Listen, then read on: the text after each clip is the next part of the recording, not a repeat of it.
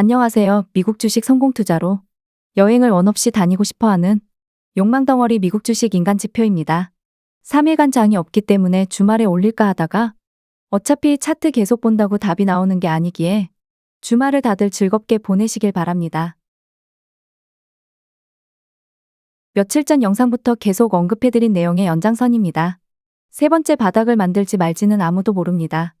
물론 어느 정도 예측을 하면서 매수와 매도를 하겠지만 그렇다고 해서 그게 매번 맞는 게 아니기 때문에 본인이 너무 희망적으로 롱 입장에서만 바라보면 만약 그게 틀렸을 때 하락에 대한 대응을 못할 수가 있습니다. 하락하고 나서 이유를 찾는 것과 상승하고 나서 이유를 찾을 때 그게 무슨 의미가 있을까요와 같은 것 같습니다. 지금 주가가 많이 떨어진 상태이기 때문에 아무튼 현재 10일 이평선에 캔들을 딱 주차해놓고선 한 주가 마무리가 되었습니다. 이 상품은 나스닥 100 지수 차트 일봉 모습입니다. 좌측은 2018년도 가을 겨울 미중무역 전쟁 때이고요. 우측이 현재 상황입니다. 2018년도 미중무역 전쟁 때는 쓰리바닥까지 만들고 나서야 트럼프가 파월에게 강제적으로 채권 매입 등을 지시하면서 시장을 들어올린 경우라고 알고는 있습니다. 아무튼 저는 뉴스를 보긴 하지만 큰 참고는 하지 않기 때문에 차트적으로만 풀어보겠습니다.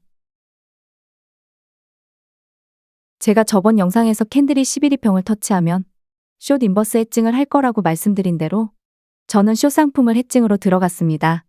물론 롱에 비하면 반도 안 되는 비중입니다. 아직 현금도 50% 가까이 있는 상태이기도 했고 한 배수 상품은 물려있지만 한 배수는 크게 쫄리지 않고 다만 서브로 투자 중인 TQQQ 상품이 손해와 수익 왔다 갔다 하는 상황이라서 SQQQ로 해칭을 걸어둔 상태입니다. 여기서 만약 다음 주에 추가로 저점을 깨지 않고 첫 번째 만들어 두었던 고점을 다시 뚫고 올라간다면 저는 숏을 손절해야 할지도 모르지만 롱 비중이 훨씬 많기 때문에 크게 걱정될 게 없습니다. 다만 대부분의 투자자분들은 숏으로 해칭했을 때 롱이 상승하면 그만큼 수익금이 줄어드는 게 확실하니까 해칭을 하려는 생각을 하지 않습니다. 물론 이미 롱이 크게 물린 상태라면 숏을 해칭하는 게 의미가 없을 수도 있습니다. 현재 상황에서 예시를 들어보겠습니다. 만약 현 시점에서 동일하게 롱과 숏을 들어갔다. TQQQ 1000만원을 매수했고 SQQQ 롱 비중의 반 500만원. 근데 여기서 추가로 저점을 깨지 않고 첫 번째 고점으로 올라간다면 롱만 있었다면 150만원 이익이지만 숏도 있었기에 최종적으로 수익은 반으로 줄어든다. 여기까지만 보면 숏으로 해칭하는 게 의미가 없어 보입니다. 하지만 다음 주에 지수가 상승할지 하락할지 그걸 100% 예측할 수 있는 사람은 없습니다. 그리고 제가 가장 싫어하는 게 실적 발표입니다. 그래서 저는 23일 아침 테슬라 실적 발표가 무섭습니다. 그럼 반대로 만약에 지수가 전저점을 향해 가버린다면 좌측 2018년도 미중무역 전쟁 때를 기준으로 보면 숏 비중이 롱보다 적기 때문에 당연히 손해입니다만 롱만 가지고 있었다면 손해가 2배입니다. 그리고 만약 전저점을 깰 때 롱을 반 손절하고 숏도 반 정도 수익 실현하면 손실액은 더 작아지면서 현금 확보도 가능합니다. 좀 더 결과론적으로 가면 만약에 전저점 깰 때 롱과 숏 모두 정리를 하지 않고 존버했더라면 최종적으로 숏은 40% 수익률이 나올 것이고 반대로 롱은 40% 손해가 됩니다. 결과론적으로는 200만원이라는 손실금이 나오죠. 물론 여기서 가장 좋은 건 해칭 이런 것보다는 그래도 나스닥은 롱이 무조건 이기기 때문에 분할 매수 계획을 정말 잘 짜면 상관은 없을지도 모르지만 보통 레버리지 투자를 하면서 20분할 이상 할 생각을 하는 분들이 적습니다. 저는 레버리지 상품 투자를 할지라도 30에서 50분할 이런 식으로 분할 매수할 계획을 짠다면 닷컴 버블이 와도 버틸 수 있다라고 보고 있습니다. 특히나 TQQQ 그리고 SOX의 상품들이 리먼 사태 이후에 상장이 되었기 때문에 우리는 분명히 QQQ 혹은 SPY 상품으로도 충분히 닷컴 리먼 사태를 복습할 수 있지만 TQQQ 상장 이후론 절대 불패화하는 확증 편향이라고 해야 할까요? 보고 싶은 것만 보기 때문에 현재도 많은 분들이 물려서 힘든 게 아닐까라는 생각입니다. 아무튼 다시 본론으로 돌아와서 떨어지는 칼날을 한번 겪어보면 분할 매수를 정말 소량씩 하는 게 답이거나 혹은 추세가 전환되었을 때 들어가는 게 훨씬 안정적이라는 걸 깨닫게 됩니다. 다만 추세 전환이 될 때까지 기다리는 게 너무 힘듭니다.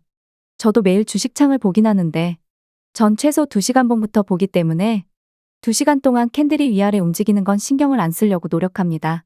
그리고 딱 2시간 본 캔들이 마감되었을 때 파동을 체크하고 잠이 드는 습관을 가지고 있습니다.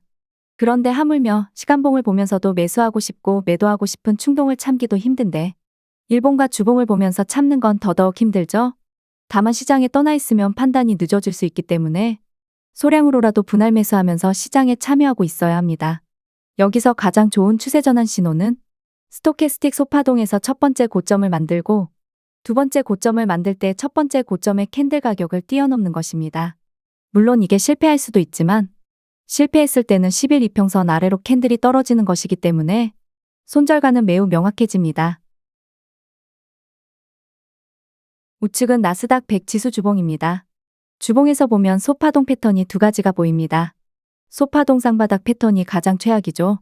쌍바닥 패턴이 빠른 시간 안에 나온다면 추가 저점을 깨거나 저점 리테스트 가능성이 높아집니다.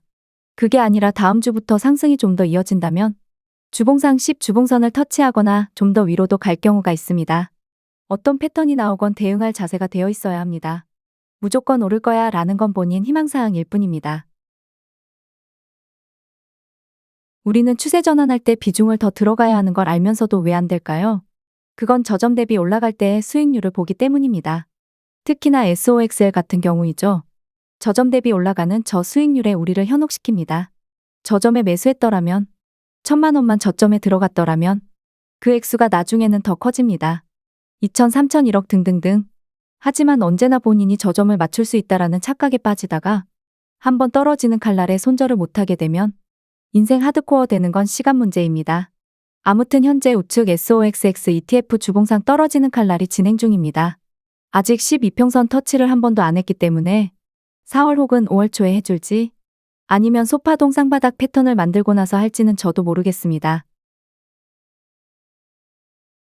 최근에 주식을 전혀 하지 않던 지인에게 엔비디아 100달러 깨질 때 90달러까지 생각하고 분할 매수하라고 했었습니다. 다만 절대 몰빵은 하지 말고 현금은 남겨두라고 했지만 몰빵을 한 상태였고 그리고 운이 좋게도 그때 이후 반등이 나와서 15% 정도 수익 보고 풀매도 했다고 하더라고요. 그런데 그 다음부터 제가 말하기도 전에 저점을 예측하더니 물려서 개고생하다가 겨우 본전 탈출을 시켰습니다. 자신이 주식으로 수익이 나다 보면 나 주식 정말 잘하는군 저점 매수 별거 아닌데 라는 생각을 하게 됩니다. 그런데 시장에 한 번, 2번 깨지고 나면 주식을 하지 않던 시절로 돌아가고 싶어 합니다. 주식 결코 쉬운 게 아니에요. 여기서 더 떨어진다고 해서 세상 망하지 않습니다. 본인 계좌만 망할 뿐. 조급해하지 마시고 냉철하고 원칙을 지키면서 매수 매도 버튼 누르시길 바랍니다. 지금 매수하지 않으면 내일 투더문 할 것 같아서 매수하고 계신가요? 그건 도박입니다. 부디 인내심과 기다림을 가지시길 바랍니다. 구독과 좋아요, 알람 설정은 무료입니다.